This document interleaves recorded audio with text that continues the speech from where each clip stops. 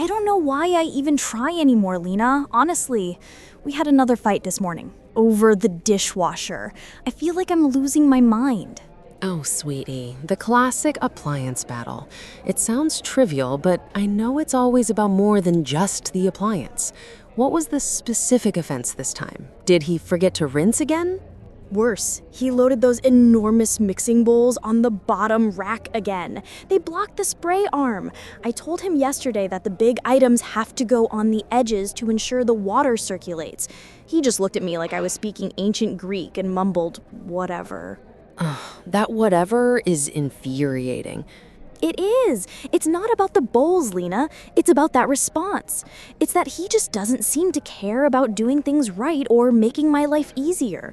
I feel like I'm constantly having to follow behind him, managing him like a teenager, not sharing a competent adult life with a partner. Okay, stop right there. You just hit on the core issue. It's not about the bowls. That's right, the bowl is the trigger, but not the gunpowder. The issue is the emotion and the meaning you attach to the bowls.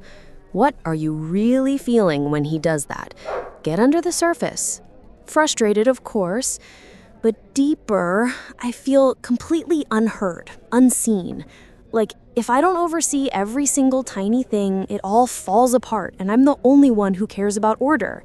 I feel like the entire system, the household, the mental load, is my sole responsibility, and I'm drowning. Exactly. So for you, that need to control the dishwasher or the grocery list or the schedule comes from a deeper, fundamental need for security and to feel less overwhelmed. You're translating messy kitchen into unreliable life partner, which taps into a fear of being left to manage alone. That actually makes terrifying sense. I'm trying to control the external chaos to manage my internal anxiety. Now, let's look at his side. What is his response when you correct him, when you point out the right way to load the mixer? He shuts down. He either says, "Fine, you do it then if you care so much," or he just mumbles something and retreats to his office or the couch. He's so passive-aggressive about it. That, my friend, is his defense mechanism. Your criticism, which is actually a plea for help and security, hits him as a direct attack on his competence and his value. He hears, "You're not good enough." His withdrawal is his way of protecting his need for autonomy and recognition. He thinks, if I can't do it right and I'm just going to be criticized for trying, why bother trying at all? You're both trapped in the painful criticism withdrawal pattern. The only way to stop the spiral is to stop the action and discuss the pattern. It's exhausting. We are literally fighting for our needs. My need for control and security, and his need for respect and freedom, but using dishware as the weapon. This is awful. Okay, let's drill down on the biggest blocker, the language you use. The core therapeutic intervention here is switching from a you message to a real, authentic I message. When you start a sentence with you, Max instantly feels accused. You always do this wrong, or you never think ahead. That's a verbal attack, and his system immediately flips into self-protection, the flight or fight response. I know, I hear myself afterwards and I cringe, but in the moment I'm just so angry that I feel like I have to teach him the basics of adulthood. How do I stop that instinct? You stop the instinct by recognizing that your goal isn't to teach him. Your goal is to get your need met. And nobody meets a need when they feel scolded. A true I message is structured to bypass the blame and speak directly to the emotional impact on you. We need all three parts: your feeling, the neutral fact, and the deep underlying need. So if I just say, I feel frustrated when I see the bowls, that's still not quite it, right?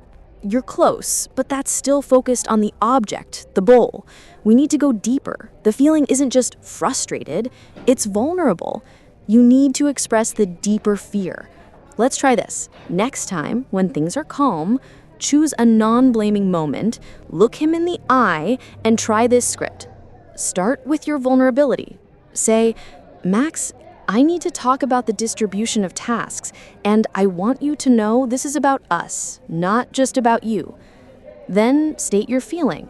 I feel incredibly stressed, overwhelmed, and sometimes even isolated when I see I have to rearrange or redo things constantly.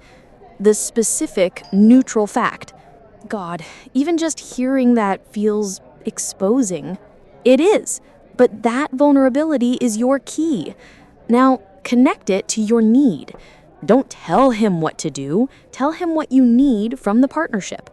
You continue, my fundamental need is to feel supported, respected, and like we're a functional, equal team. Underlying need. Can we agree on a system for the top 5 tasks, like the dishes, that makes us both feel respected? You get to maintain your autonomy, and I get the support I need. That is a completely different conversation. It changes the entire tone from, you failed and now I'm punishing you, to, I am hurting and I need your help because I trust you. When I use I am hurting, it's about my fear of being left with the burden. Precisely. When you lead with your fear, your need for support and security, you make it about intimacy. When you lead with criticism, the you message, you make it about control. Max's immediate reaction to your control is to seek his autonomy by withdrawing. But when you ask for intimacy, I need you to support me, he is much more likely to step up and offer the recognition he wants to give. You are shifting the conversation from a battle of wills to a collaborative effort to meet 2 opposing but equally valid human needs. The I message shifts the power dynamic, Sarah, but now we need a practical, actionable strategy for the kitchen itself. That's where you need to embrace the good enough principle. Oh God, the good enough. That means letting go of my internal, color-coded, perfectly arranged dishwasher blueprint.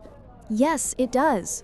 Look, your 100% standard for the dishwasher might save 2 minutes of cycle time or use 5% less water, but achieving it costs you 10 minutes of emotional distress and an argument with your partner.